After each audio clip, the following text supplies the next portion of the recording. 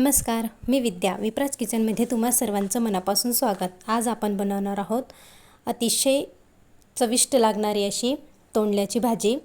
त्यासाठी मी इथं तोंडली घेतली, ती स्वच्छ आपल्याला धुवून घ्यायची। स्वच्छ धुवून घेतल्यानंतर ती एका भांड्यात आपल्याला काढून घ्यायची। आता ही तोंडली घेतलेली आपल्याला सर्व तोंडले आपल्याला कट करून घ्यायची आहे, छोटे छोटे त्याचे काप करून घ्यायचे।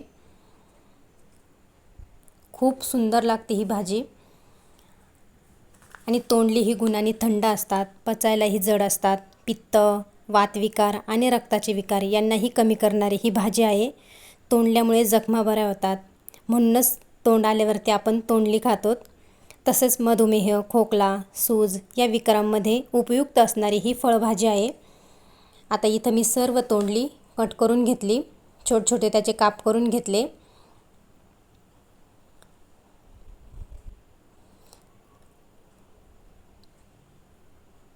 आता काप केल्यानंतर आपल्याला गॅसवरती कढई ठेवायची। कढई गरम झाली की त्यात तेल टाकून घ्यायचं आणि तेल पण पूर्णपणे गरम होऊन द्यायचं, म्हणजे मग जिरे मोहरीची फोडणी चांगली बसते त्याला।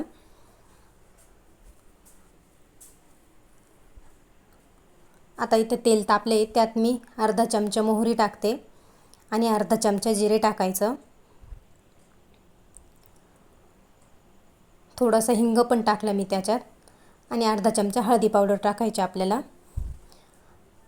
आणि चिरून घेतलेली तोंडली आपल्याला त्यात टाकून घ्यायची, पूर्णपणे व्यवस्थित मिक्स करून घ्यायचं ती।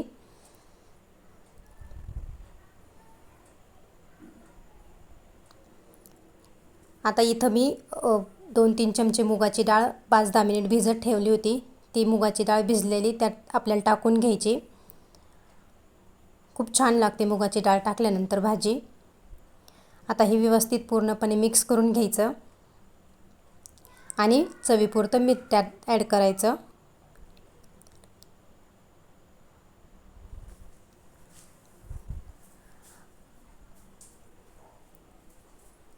मीठ टाकल्यानंतर पण पूर्णपणे व्यवस्थित मिक्स करून घ्यायची भाजी आपल्याला। खूप सुंदर अशी ही भाजी लागते, नक्की ट्राय करा तुम्ही पण। आता ही मिक्स करून घेतल्यानंतर याच्यावर आपल्याला झाकण ठेवून 5-10 मिनिट शिजून द्यायची चांगली तोंडली। मी यात पाणी थोडं पण टाकलं नाही, कारण त्याला हळदीचं आणि मिठाचं पाणी सुटून जातं, त्यामुळे मी पाणी टाकलं नाही। पाहू शकता तुम्ही, शिजली आता भाजी चांगल्या प्रकारे।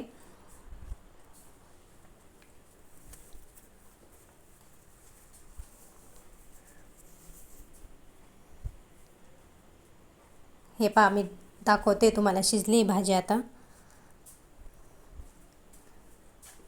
मुगाची डाळ टाकल्यानंतर त्याला खूप छान टेस्ट येते।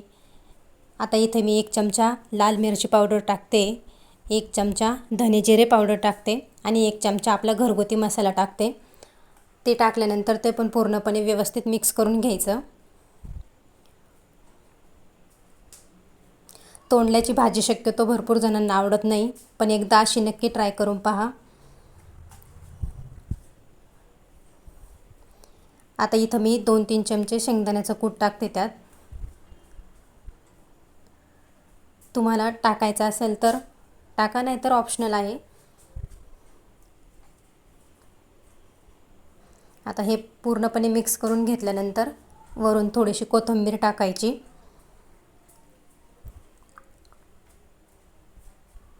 पाताक्षणी खावीशी वाटणारी अशी ही तोंडल्याची भाजी आहे। तयार झाली आहे तोंडल्याची भाजी आता। पाहू शकता तुम्ही किती सुंदर दिसते। नक्की ट्राय करा आणि व्हिडिओ आवडल्यास लाईक, शेअर आणि सबस्क्राईब करायला विसरू नका। थँक्यू।